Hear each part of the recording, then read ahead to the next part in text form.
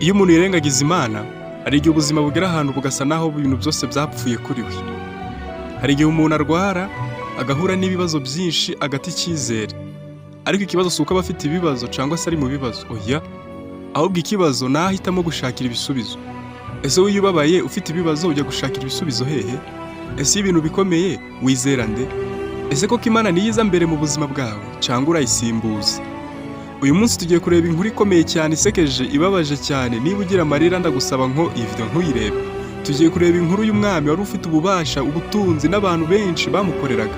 Ariko mu gihe cy'ibibazo, aho kwiringira Imana ahitamo kujya gushakira ibisubizo ahandi. Maze ibyo yakoze bihindura amateka ye burundu. Ese ubuzima iyo buguteye ibibazo ujya gushakira ibisubizo kuri nde?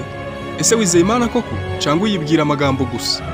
Abantu benshi bavuga ko bizera Imana, ariko iyo ibibazo bije bahita bajya ku bantu, ku bapfumu, gushakira mu mahirwe, ku bwenge bwabo n'ahandi hantu hagiye hatandukanye, maze Imana igasigara inyuma yabo. Noneho reka twinjire muri iyi nkuru idasanzwe, dutangire dusobanukirwa neza igitabo cy'Abami ba kabiri igice cya mbere umurongo wa mbere tugeze ku murongo wa 18, kandi turebe uko Imana ihura n'ubuzima bwawe bwa buri munsi. Aho abamaze gutanga Mowabu bagomera Abisirayeli. Icyo gihe Ahazi yahanutse mu idirishya ry'insobekerane ry'icumba cye cyo hejuru i Samariya aragwa, akurizamo kurwara. Bukeye atuma intumwa arazibwira ati, nimujye kundaguriza Barizebubu imana ya Ekroni ko nzakira iyi ndwara. Ariko marayika w'Uwiteka abwira Eliya wita Ishuba ati, haguruka ujye guhura n'intumwa z'umwami w'i Samariya uzibwire uti, mbese cyatumye mujya kuraguza Barizebubu ikigirwamana cya Ekroni nkuko nta mana iri muri Isirayeli? Icyo nicyo gitumye Uwiteka avuga ngo ntuzabyuka ku gisasiro uryamyeho, ahubwo uzapfa nta kabuza. Ubwo Eliya aragiye. Intumwa zirakimirana zigaruka ku mwami, arazibaza ati, mugaruwe n'iki? Ziramubwira ziti, twahuye n'umugabo aratubwira ati, nimugarukira musubire ku mwami wabatumye, mumubwire muti, Uwiteka avuze ngo mbese cyatumye yohereza abo kukuraguriza Barizebubu ikigirwamana cya Ekroni nuko nta mana iri muri Isirayeli? Ngo nicyo gituma utazabyuka ku gisasiro uryamyeho, uzapfa nta kibuza. Arababaza ati, uwo mugabo mwahuye ubabwiye ayo magambo arasate?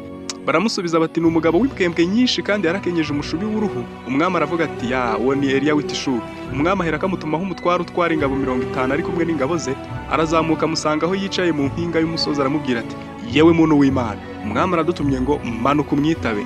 Eliya asubiza umutware w'ingabo 50 ati, niba nk'umuntu w'Imana, umuriro nuve mu ijuru gutwikana n'ingabo zawe uko ari 50. Ako kanya umuriro uva mu ijuru umutwikana n'ingabo ze 50. Umwami arongera amutumaho undi mutwaro utwara ingabo 50 ari kumwe n'ingabo ze. Araza aramubwira ati, yewe muntu w'Imana, umwami aradutumye ngo manuka umwitabe.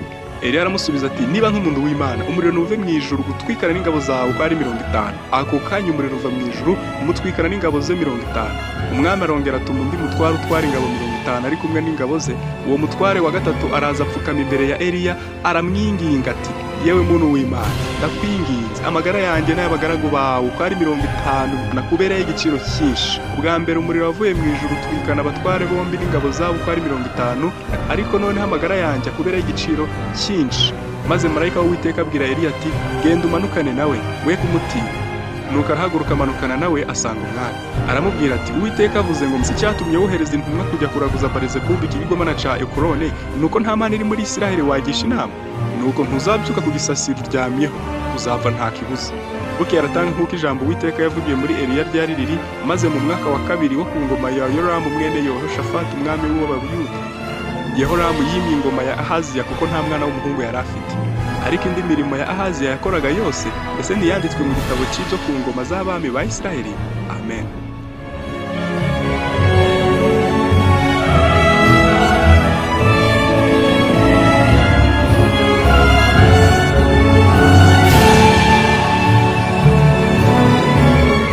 Aho ujya gushakira ibisubizo niho hagena iherezo ryawe.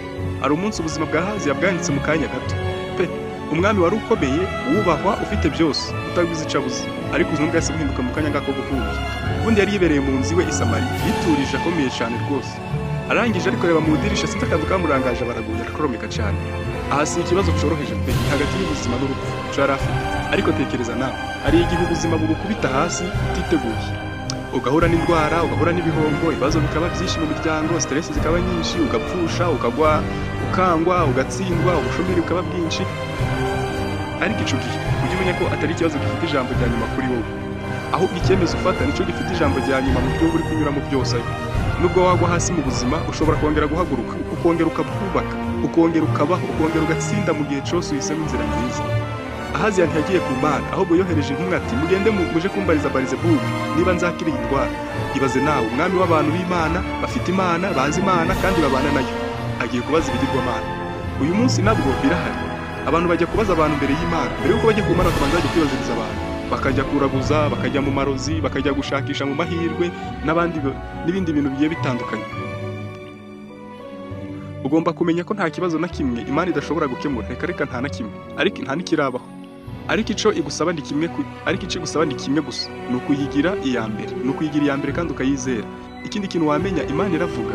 Imana ntiyacecetse, yahise yohereza Eliya guhura n'izo ntumwa, ingagenda zibaza ati mbese muri Isirayeli nta Mana ihari? None se wowe mu buzima bwawe Imana irimo koko cyangwa iyibuka ko ihari iyo ibintu byanze?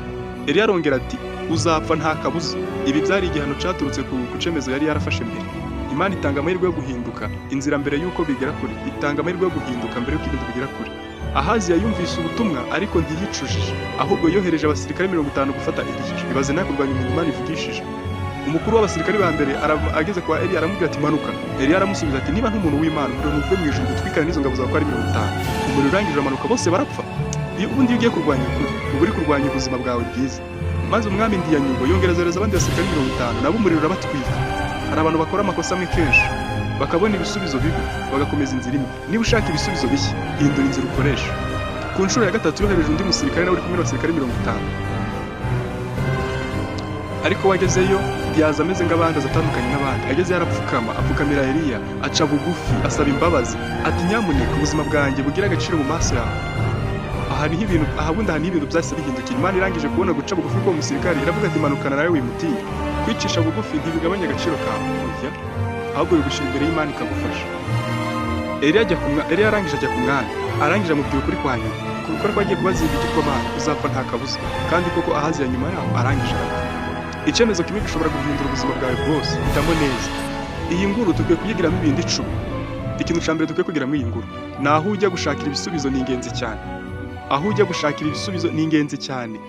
Jya uhitamo Imana mbere, niyo itanga ibisubizo by'ukuri. Mbere y'ibindi byose, jya uhitamo Imana mbere y'ibindi byose, kuko niyo yonyine itanga ibisubizo by'ukuri. Isomo rya kabiri, menya ko icyemezo kimwe gishobora guhindura ubuzima bwawe bwose. Tekereza mbere yo gufata icyemezo, ejo hawe hatazaterwa naco. Isomo rya gatatu, ntugasimbuze Imana n'ibindi bintu. Ubundi ntabwo bibona isakirire. Ntukagire ikintu na kimwe usimbuza Imana. Iby'ukuri bihoraho, babiri ku Mana, ibindi byose birashira. Isomo rya kane dukwiye kwigiramo iyi nguru, Imana iravuga. Tugomba kumenya ko Imana ivuga. Yawumva ijwi ryayo, yawumvise Imana kare, wirinda ibibazo byinshi. Isomo rya gatanu, kwinangira umutima ni akaga. Kwemera amakosa yawe ni intangiriro yo gutsinda. Isomo rya gatandatu, ntukasubiremo amakosa amwe kenshi. Hindura inzira ubuzima bwawe nabwo buhinduke. Isomo rya karindwi, kwicisha bugufi bikiza ubuzima. Abicisha bugufi nibo Imana izamura. Isomo rya munani, kurwanya ukuri bigira ingaruka mbi. Jya uhagarara ku kuri kwawe nubwo byaba bigoye. Isomo rya cyenda, Imana iguha amahirwe yo guhinduka. Ntabwo watinze uyu munsi, ushobora nawe guhindura amahirwe yawe. Uyu munsi ushobora gutangira bushya. Isomo rya 10 twigira muri iyi nguru, icyizere cyawe kigomba kuba ku Mana gusa. Iyo wizeye Imana ntushobora gutsindwa n'ubuzima. Reka dusenge. Data twese wo mu ijuru, turagushimira ku bubasha bwawe, kuko wagaragaje ubutabera bwawe n'imbaraga zawe kuri Eliya. Natwe turakwizeye kuri Imana idahindura. Turagusaba ko watwongerera kwizera gukomeye, kugira ngo tudatinya ibibazo cyangwa imbaraga zose ziduhangayikishije, ahubwo tugakomeza kugumana icyizere muri wowe gusa. Mana, dufashe gutsinda ibiduca intege byose, uduhe umutima w'umwete, uduhe gutsinda nk'uko Eliya yatsinze, kuko turi mu ruhande rwawe. Turakwizeye kuri Imana itanga intsinzi mu izina rya Yesu Kristo. Amen.